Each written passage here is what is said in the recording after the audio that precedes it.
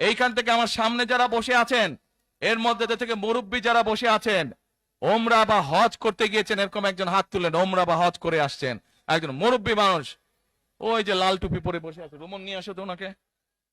আপনি আসেন দেখি সামনে, সামনে আসেন, আমার কাছে আসেন।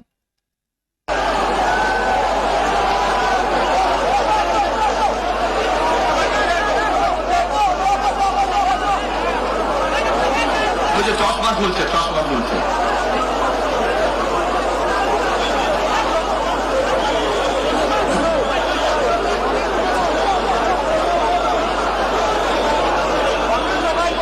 যুক্তরাষ্ট্রের এক নম্বর জিম চেইন গোল্ড জিম এখন আবারও বাংলাদেশে। বসুন্ধরা আবাসিক এলাকা ও বসুন্ধরা সিটি শপিং মলে। উনি এখনই মঞ্চে উঠবে, আপনারা সবাই দেখতে পারবেন কে মানুষটা।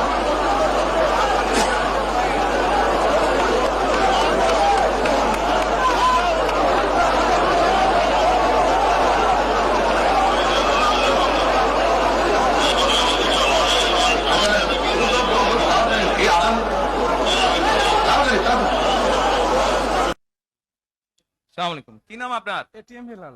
ওই এইদিকে বলেন। এটিএম হেলাল। বাড়ি কই? সুনামগঞ্জ। বাড়ি সুনামগঞ্জ। সুনামগঞ্জ কোথায়? শান্তিগঞ্জ। এই সুনামগঞ্জের মানুষ আছে এখানে? এই লোক আপনাদের মানুষ? আচ্ছা, এখন বলেন কবে গেছিলেন আপনি? হজ না উমরায় গেছিলেন? উমরাতে গেছি 16তে, হজে গেছি 17তে। উমরাতে গেছেন 16তে, হজে গেছেন 17। এখন আমাকে বলেন, আপনি তো উমরা হজ করে আসছেন, যে মাইকের সামনে দাঁড়ান। আপনি কাবা শরীফে গেছেন? জি। কাবা শরীফের মালিক কে? আল্লাহ। জোরে বলেন। আল্লাহ। কাবা শরীফের মালিক কে? আল্লাহ। আল্লাহ।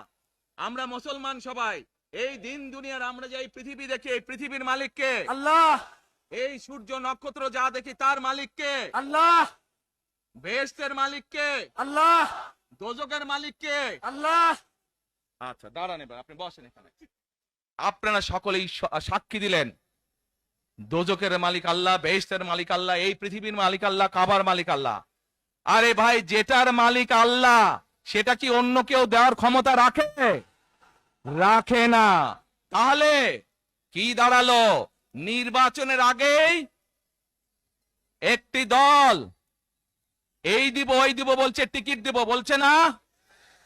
যেটার মালিক মানুষ না, সেইটার কথা যদি সে বলে, এক সেরে কি করা হচ্ছে? হচ্ছে না? যার মালিক আল্লাহ, যার অধিকার শুধু আল্লাহর একমাত্র, সবকিছুর অধিকার উপরে আল্লাহর অধিকার। কাজেই আগেই তো আপনাদেরকে ঠকাচ্ছে, নির্বাচনের ফলে তাহলে কেমন ঠকাবে আপনাদেরকে বোঝেন এবার। শুধু ঠকাচ্ছেই না মানুষকে, যারা মুসলমান তাদেরকে শিরকি করাচ্ছে তারা। নাউজুবিল্লাহ।